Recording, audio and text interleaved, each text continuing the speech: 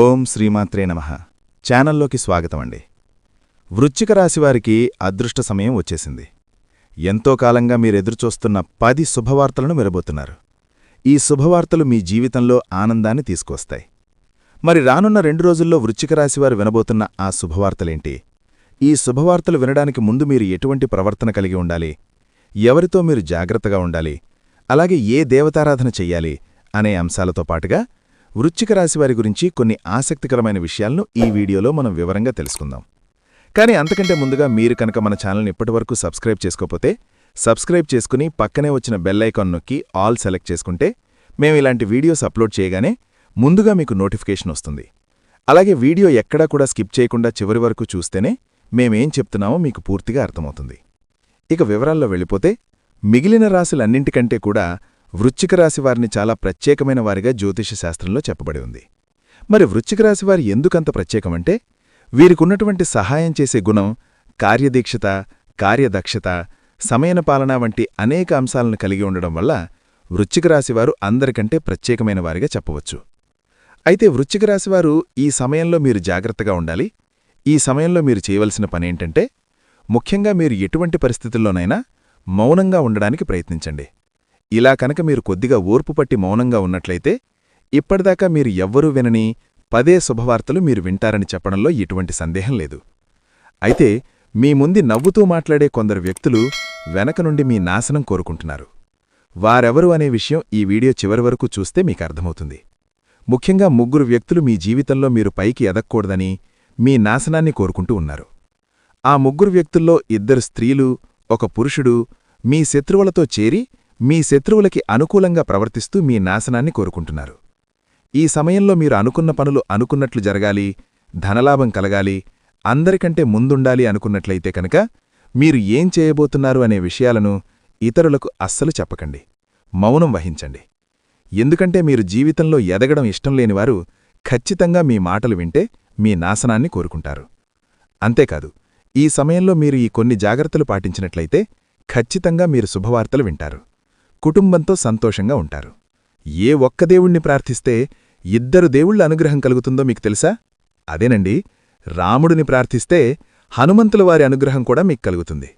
ఇక వీరిద్దరి అనుగ్రహం ఉంటే ఈ రాశివారి జీవితం 3 పువ్వులు 6 కాయలుగా మారిపోతుంది.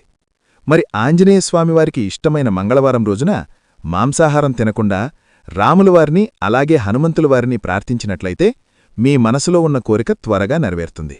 అంతేకాదు, ఇలా చేయటం వల్ల రాములవారి అలాగే హనుమంతులవారి అనుగ్రహం కూడా మీపై పరిపూర్ణంగా ఉంటుంది అని చెప్పడంలో ఎలాంటి సందేహం లేదు. ఇక అనేక రకాలుగా శనిదోషాలతో బాధపడేవారు, అంటే ఏలనాటి శని, అర్ధమశని, అర్ధాష్టమశని, ఇలా అనేక రకాలుగా శనితో కలిగే ఎటువంటి దోషాల నుంచి బయటపడాలి అంటే మంగళవారం నాడు ఆంజనేయస్వామివారిని విశేషంగా పూజించాలి.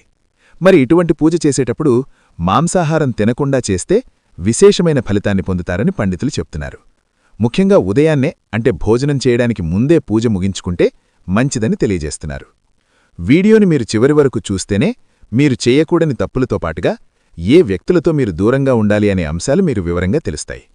అలాగే వీడియో నచ్చితే లైక్ చేసి మన ఛానల్ సబ్స్క్రైబ్ చేసుకోవడం మర్చిపోకండి. ఇక 2వ తప్పు మీరు చేయకూడనిది ఏంటంటే మీరు కోపాన్ని అదుపులో ఉంచుకోవాలి.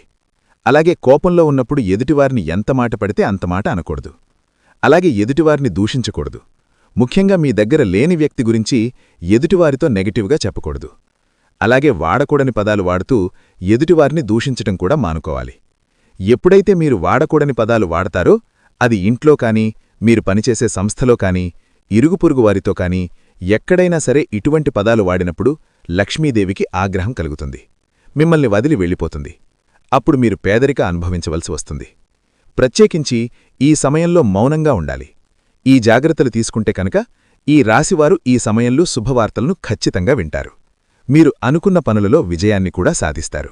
మిమ్మల్ని ఎవరైనా రెచ్చగొట్టినా, సరే అనకూడని మాటలు అని మిమ్మల్ని ఆవేశపరిచినా కూడా మీరు ఈ సమయంలో మౌనంగా ఉండడం వల్ల అనేక ప్రయోజనాలను పొందుతారనడంలో ఎలాంటి సందేహం లేదు. కొద్దిగా ఓర్పు వహించినట్లయితే కనుక జీవితంలో మీరు శుభవార్తలను వింటారు. అంతేకాదు, మీరు జాగ్రత్తగా ఉండవలసిన ఇంకొక అంశం ఏమిటంటే అందర్నీ నమ్మి మీరు డబ్బుగా అప్పిచ్చినట్లయితే కనుక మీకు డబ్బు తిరిగి వచ్చే అవకాశాలు చాలా తక్కువగా ఉంటాయి. ఈ విషయాన్ని మీరు గమనించాలి. ఎందుకంటే ఎవరిని పడితే వారిని నమ్మే డబ్బిచ్చినట్లయితే మీ అవసరాలకు డబ్బు లేక మీరు చివరికి ఇబ్బంది పడవలసి వస్తుంది. మనకి ఉన్నంతలో దానం చేయడం, హెల్ప్ చేయడం తప్పు కాదు. కాకపోతే మనం చెయ్యలేని సహాయాన్ని కూడా మీ భుజాల మీద వేసుకుని చేయడం వల్ల మీరు చిక్కుల్లో పడే అవకాశముంటుంది. ఈ విషయాన్ని మీరు గమనించాలి. ఇక ఆర్ అనే అక్షరంతో పేరు మొదలయ్యేవారెవరైనా ఉంటే అటువంటి వ్యక్తుల వల్ల మీ జీవితంలో కష్టాలు అధికంగా వస్తాయి. కాబట్టి అటువంటి వ్యక్తులెవరో మీరు పరిశీలించి వారి దూరంగా ఉండడం మంచిది అని సూచించడమైంది. అలాగే కష్టాలలో ఉన్నవారికి మీకు వీలైనంతగా సహాయం చేయడం వల్ల మీరు అదృష్టాన్ని పొందవచ్చు. అంతేకాదు, ఈ రాశివారు ఎవరినైనా మంచి పొజిషన్కి తీసుకువెళ్లాలి అనుకుంటే అలా చేసే శక్తి ఈ రాశివారికుంటుంది. వీరికి ఉన్న పలుకుబడిని ఉపయోగించి వీరికి కావలసిన వాళ్ళని అందలమెక్కించగలుగుతారు. మీరు ఎవరినీ కూడా గుడ్డిగా నమ్మకూడదు. మీకు ఏదైనా కష్టం వచ్చినా ఎదుటివారితో చెప్పడం కంటే కూడా ఆ దేవుడి వద్ద చెప్పుకోవడం అనేది చాలా మంచిది. అంతేకాదు, ఒక రకంగా దేవుడి దగ్గర చెప్పుకోవడం వల్ల మీ కష్టాలను దేవుడు విని వెంటనే తీరుస్తాడు. ఎందుకంటే ఈ సమయంలో మీకు దైవబలం కూడా అండగా ఉంది. ఇక మీలో ఉండే నెగటివ్ ఆలోచన కారణంగా, అంటే నేను చేసే పనిలో విజయం సాధిస్తానా లేదా, నేను పనిని కరెక్ట్గా చేస్తున్నానా లేదా అనే ఆలోచనతో ఉండడం వల్ల మీరు చేసే పనిలో పొరపాటు జరిగే అవకాశముంటుంది. అందువల్ల ఎటువంటి నెగటివ్ ఆలోచన లేకుండా దేవుణ్ణి నమ్మి దైవం మీద భారం వేసి మీరు పనిచేసినట్లయితే ఖచ్చితంగా మీరు విజయం సాధిస్తారు. అలాగే పని ప్రారంభించే ముందు దేవుణ్ణి తలుచుకోవడం మాత్రం మర్చిపోకండి. పి ఇంకా ఎస్ అనే అక్షరాలతో పేర్లు మొదలయ్యే స్త్రీలతో మీరు చాలా జాగ్రత్తగా ఉండాలి. వారిని నమ్మి అన్ని విషయాలను వారితో చర్చించకూడదు. అంతేకాదు, వారికి ఎంత దూరంగా ఉంటారో మీకు అంత మేలు జరుగుతుంది. అలాగే ఆర్ అనే అక్షరంతో పేరు మొదలయ్యే మగవారితో కూడా ఈ రాశివారు దూరంగా ఉండాలి.